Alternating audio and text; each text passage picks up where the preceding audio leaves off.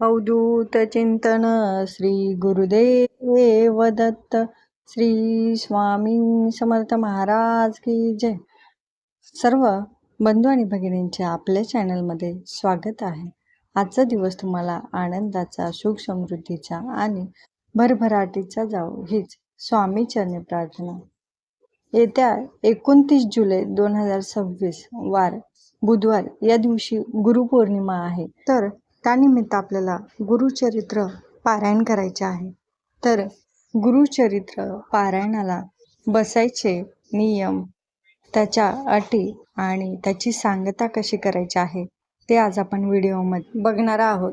तर सर्वात पहिलं गुरुचरित्र पारायण हे 7 दिवसाचं असतं आणि त्याची सांगता ही 8व्या दिवशी करायची आहे.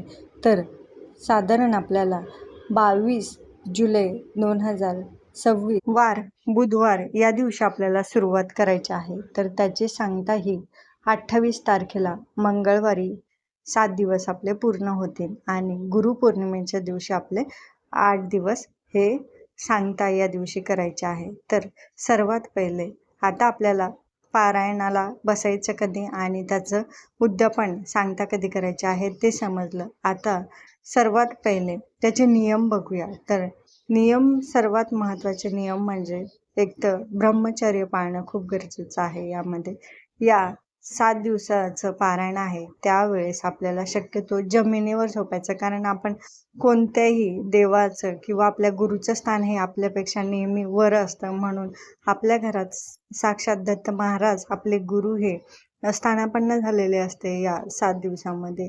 तर म्हणून त्यांचं स्थान नेहमी वर असतं. त्यामुळे आपल्याला शक्यतो जमिनीवरती गादी किंवा गोधडी टाकूनही तुम्ही झोपू शकता. तर या 2 महत्त्वाच्या गोष्टी. त्याचबरोबर परान्न खायचं नाही, म्हणजे दुसऱ्यांचं हातचं जेवण आपण शक्यतो करायचं नाही. मग आता घरात बहीण, पत्नी, आई किंवा मुलगी यांचं हातचं आपल्याला अन्न चालतं आणि याच्या व्यतिरिक्त दुसऱ्या व्यक्तींचं जेवण आपल्याला चालत नाही. आता जर समजा जर एमर्जन्सी आली आणि आपल्याला बाहेरचं अन्न खाणं गरजेचंच असेल तर अशा वेळेस आपण स्वतः पैसे देऊन ते अन्न हे खरेदी करायचं आणि मग ते अन्न आपण खाऊ शकतो. आणि चौथी गोष्ट म्हणजे आपण शक्यतो एखादी व्यक्ती मृत झाली असेल तर त्या व्यक्तीच्या मौतीला किंवा दहाव्याला शक्यतो जायचं नाही. हे कटाक्षाने पाळायचं. जर आपल्या घरात जर झालं असेल तर अशा वेळेस ते पारायण अर्धवट सोडायचं नाही. ते पारायण मग दुसऱ्या इतर व्यक्तीकडून ते पारायण करून घ्यायचं किंवा पारायण करून घ्यायचं आणि त्यांना यथाशक्ती जे काही आपल्याकडून दानधर्म होईल तर ते नक्कीच दानधर्म हे करावं.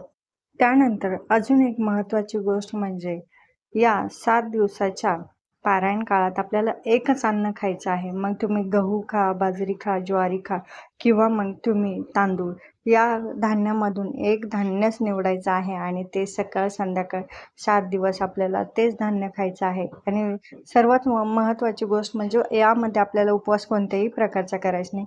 सकाळ संध्याकाळ तुम्ही हे जेवण करू शकता. तर हे सर्व साधारण नियम आहेत, ते नियम आपल्याला पाळावेच लागतात. आपल्याला कोणतीही गोष्ट मनासारखी पाहिजे असेल, स्वामी आपल्याला प्रसन्न व्हावे असं वाटत असेल तर जे काही नियम आहे ना, तर ते नियम पाळून जर यथाशक्ती आपण ती सेवा केली ना तर त्याचं फळ हे निश्चित आपल्याला मिळत असतं. आता हे झाले सगळे नियम.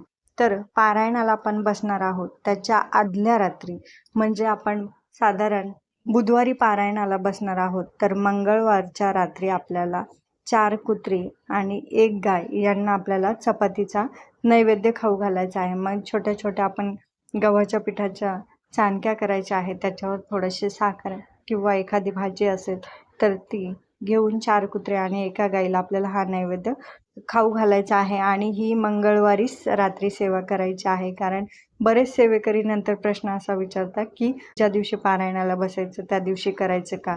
तर अशा वेळेस चुकून माकून झालं तर गोष्ट वेगळी, पण आपल्याला जर माहीत झालं असलं तरी आपण जर ही चूक करत असू तर नक्कीच मग आपल्याकडून काहीतरी सेवा ही होत नाही.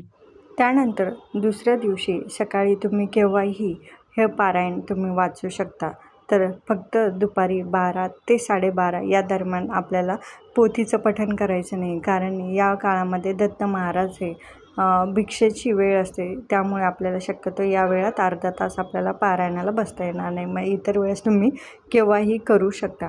आता पारायणाला बसताना काय करायचं, तर आपण जिथे कुठे पारायणाला बसणार आहोत तर ती जागा निश्चित असावी. 7 दिवसासाठी आपल्याला हा ग्रंथ हलवायचा नाही. त्या ग्रंथाला एक किंवा एखादा ब्लाऊजचा पीस असून तो पूर्णपणे आपला ग्रंथ हा झाकलेला असावा.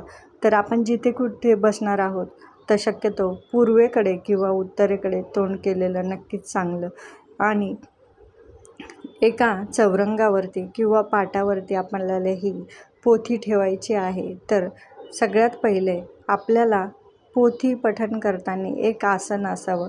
जोपर्यंत आपण आसन घेत नाही तोपर्यंत ती सेवा आपल्याला पूर्णपणे मिळत नाही. आणि जिथे कुठे आपण पोथी ठेवणार आहोत, ग्रंथ ठेवणार आहोत, त्या ठिकाणी एक कपडा टाकावा. त्याच्यावरती अजून एक कपडा टाकून आपला जो काही ग्रंथ आहे तो ठेवावा. म्हणजे तो ग्रंथ पूर्णपणे व्यवस्थित आपल्याला झाकता येईल. एका बाजूला दिवा हा प्रज्वलित करावा, कारण कोणतीही सेवा करताना अग्नी ही साक्ष असते, म्हणून आपल्याला हा दिवा प्रज्वलित ठेवायचा आहे. जोपर्यंत आपण पठण करत आहोत तोपर्यंत, किंवा तुम्ही अखंड 7 दिवसही हा दिवा प्रज्वलित करू शकता. म्हणजे तो दिवा विझता कामा नये, ही सेवा चालते. आणि विझला तर सकाळी लगेच आंघोळ वगैरे करून तो दिवा हा प्रज्वलित करायचा आहे. तर सर्वात पहिले विशेष म्हणजे आपण कोणतीही सेवाला सुरुवात केली तर जो विघ्न दूर करतो त्या गणपतीरायाची स्थापना केली जाते. तर 2 विड्याची पानं घ्यायची, 1 रुपयाचं नाणं घ्यायचं आणि त्याच्यावरती एक सुपारी ठेवायची आणि त्याला हळद, कुंकू, अक्षदा, एक फूल अर्पण करायचं आहे. कारण आपण गणपती बाप्पाची स्थापना करतो. आणि मग तुमच्याकडे दत्त महाराजांचा फोटो असेल, स्वामी महाराजांचा फोटो असेल तर तोही तुम्ही या पारायण काळात जिथे आपण पारायणाला बसणार आहोत तिथे ठेवू शकता. आता ही सगळी झाली ती आपली पूजा मांडणी. तर सर्वात पहिल्या दिवशी आता काय करायचं, तर पूजा मांडणी झाल्याच्या नंतर आपल्याला संकल्प करायचा असतो. जोपर्यंत आपण संकल्प करत नाही किंवा आपल्या मनातली जी काही इच्छा आपण बोलून दाखवत नाही तोपर्यंत ती जी काही आपण सेवा करतो ना तिचं फळ हे आपल्याला मिळत नाही किंवा ती आपली इच्छा ही पूर्ण होत नाही. तर अशा वेळेस पहिला संकल्प करायचा असतो आणि तिथून पुढे पोथी आपली पठण करायला सुरुवात करायची आहे. तर संकल्प हा फक्त आपल्याला पहिल्याच दिवशी करायचा आहे. त्याच्यानंतर पुढचे 7 दिवस आपल्याला 6 दिवस संकल्प करायचा नाही, पहिल्याच दिवशी संकल्प करायचा. तर संकल्प कसा करायचा, तर एक ताट घ्यायचं, उजवा हात घ्यायचा. उजव्या हातामध्ये आपल्याला साधारण 2 पळ्या पाणी घेऊन त्यात हळद, कुंकू, अक्षता आणि एक फूल अर्पण घ्यायचं त्या हातामध्ये. आणि आपलं स्वतःचं नाव घ्यायचं, आपल्या कुळाचं, गोत्रांचं, आई, वडील, मुलीचं, पत्नीचं किंवा पतीचं, त्याचबरोबर सासू, सासरे या सगळ्यांचं, तिथी, वार या सगळ्यांचा या संकल्पामध्ये उल्लेख करायचा. आणि त्यानंतर मग साधारण आपल्याला स्वामी समर्थ महाराजांची एक माळ, गायत्री मंत्र, गुरुस्तवन आणि अथर्व शीर्षाचं पठण करायचं आहे. आणि त्यानंतर पहिल्या दिवशी त्या पोथीमध्ये दिलेले आहे की किती अध्याय आपल्याला पहिल्या दिवशी पठण करायचे. तर त्यानुसार आपल्याला पहिल्या दिवशी तेवढे अध्याय, त्यानंतर दुसऱ्या दिवशी दिलेले आहेत असे साधारण 7 दिवसाचे आपल्याला किती अध्याय वाचायचे, तर ते सगळे अध्याय त्यामध्ये माहिती दिलेली आहे.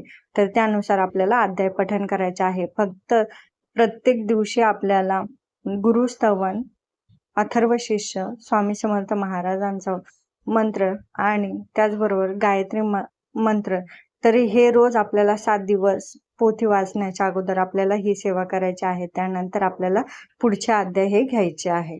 आणि संध्याकाळच्या वेळेला साधारण आपल्याला एक विष्णू सहस्रनामाचं पठण करायचं आहे किंवा तुम्ही श्रवणही करू शकता.